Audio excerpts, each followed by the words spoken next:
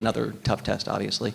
Yeah, some similarities to our first round, really high-end elite skill. They've had good goaltending, good defensive structure to their team.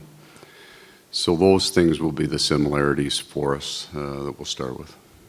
And Paul, and on that, they have a few familiar faces who are with you guys on last year's run. Just Yep. what's going to be like seeing them, and then specifically with them Stolars being able to do what you did with you guys and be able to capitalize and be able to get the starting net for a playoff team like them? Well, good for all of them. I mean, I think Oliver Ekman-Larsson had established his career long before he came to us and was a big part of our success last year. But both those men, Steve Lorenz and Anthony,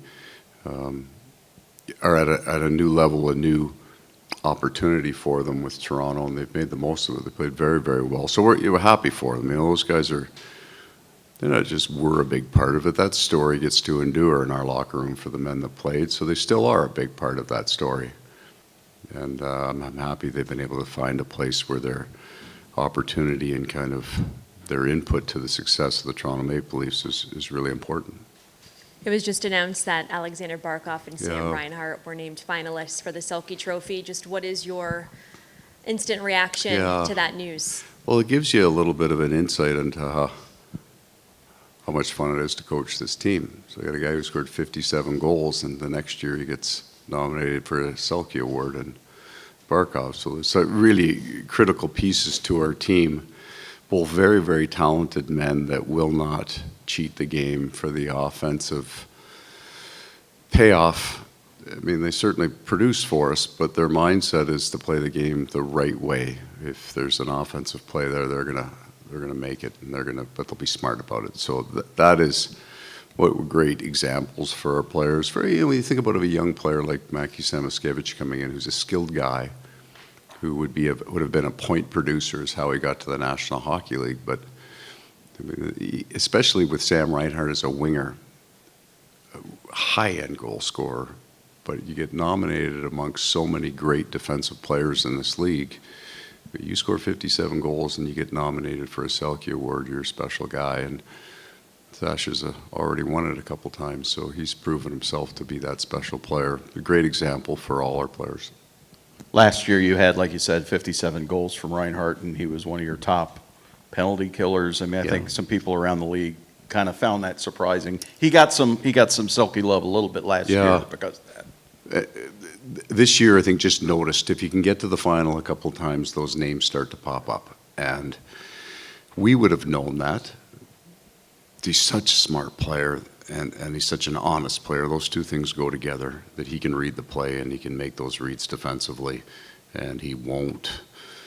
It's like the 3-on-3 overtime, right? There are guys that'll let the rush against happen, hope the goalie makes a save, and you're going the other way, and an odd man. It's just not in his DNA. So we're so fortunate, but clearly he's starting to get the recognition he deserves. And not to belabor the point of the former guys, but was it a little, not bittersweet, the parade, you guys are partying, you're having a great time, but the next day, bunch of these guys are gone. But you knew it. Right. So you weren't shocked by it, that is inevitable, that was going to happen. We were probably understanding, felt the exact same way about Kevin Stenlund and Ryan Lomberg and all these guys. You love them, right?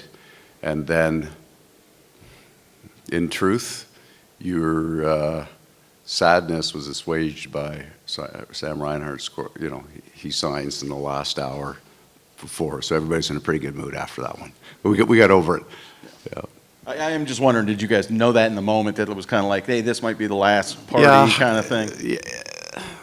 I don't know about for the players. You know that the players, that there are guys in your team that their window is small. Everybody's window is small here. There are certain players that get to a point financially in their career they can play wherever they want for whatever dollar amount. They can accept less. But there's guys, and that's, you know, two of these guys.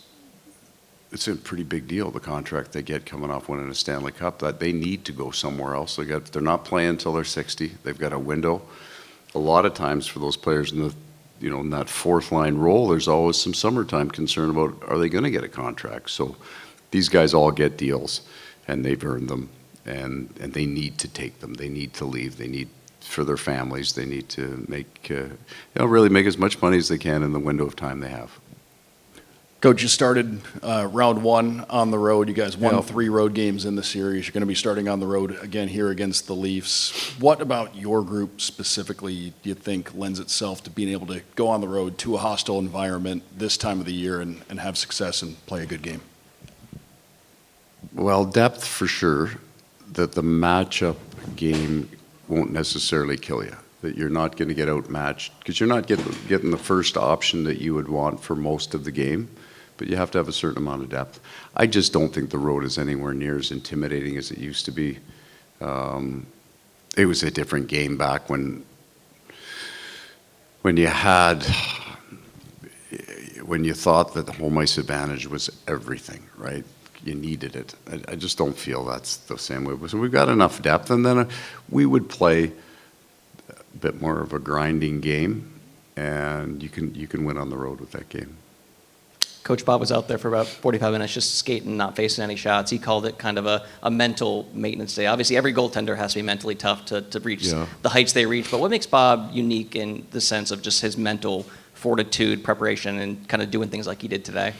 I think he's spent so much time on his craft that he, and really where the growth for him now is, he's been able to figure out exactly what he needs and also get rid of the things that he doesn't need. And sometimes that's practice. And you go back to between games 6 and 7 last year, and Evan, he didn't hit the ice. So he knew that's what he needed. He didn't need the mindless shots, which is this time of year, the practice shots there's not much to them. So he knows what he needs. He's put in the time. And then, he's just built complete trust with Rob Tallis that Robbie never goes to him, hey, you're taking it too easy. You're being too casual about this. So what Sergei needs, he knows, and they work together on it. But it's never from a point of, hey, you're not putting enough time or effort into it. Maybe you should focus on your job a little bit. That's not a line we ever use. All right, then. Everybody have a wonderful day.